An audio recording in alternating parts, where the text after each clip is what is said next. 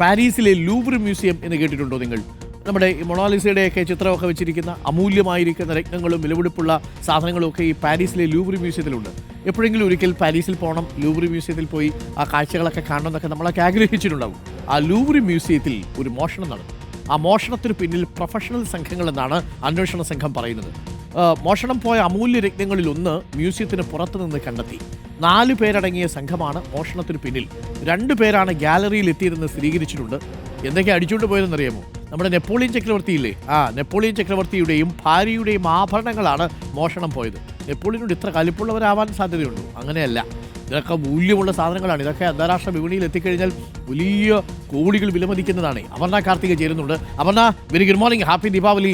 Louvre മ്യൂസിയത്തിലൊക്കെ മോഷണം നടക്കുക, ഇത്രയും അമൂല്യമായ രത്നങ്ങളും അമൂല്യമായ ചിത്രങ്ങളും ഒക്കെയുള്ള വലിയ മനോഹരമായിട്ടുള്ള ലൂവ്ർ മ്യൂസിയം, അവിടെ ഇത് ആരും കാണാതെ ഇത് എങ്ങനെ പണി പറ്റിച്ചു ഇവര്?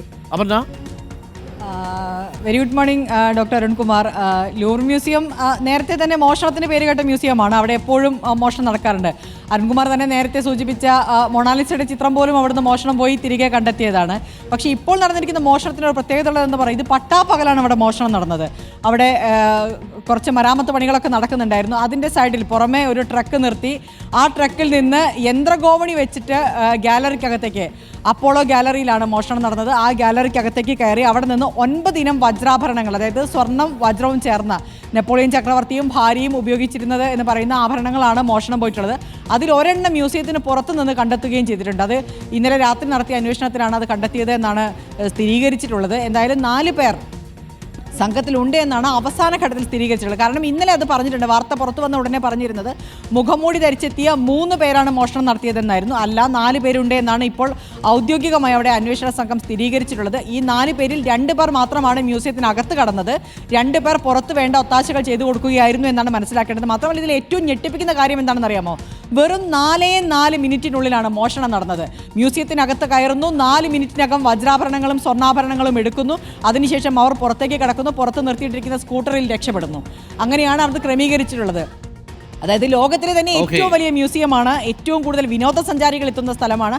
ആ സ്ഥലത്ത് പട്ടാപ്പകൽ 4 മിനിറ്റ് കൊണ്ട് മോഷണം നടക്കുന്നു എന്നുള്ളതാണ് ഇതിന്റെ ഹൈലൈറ്റ് എന്ന് പറയാവുന്നത്. Doctor Arunkumar, thank you.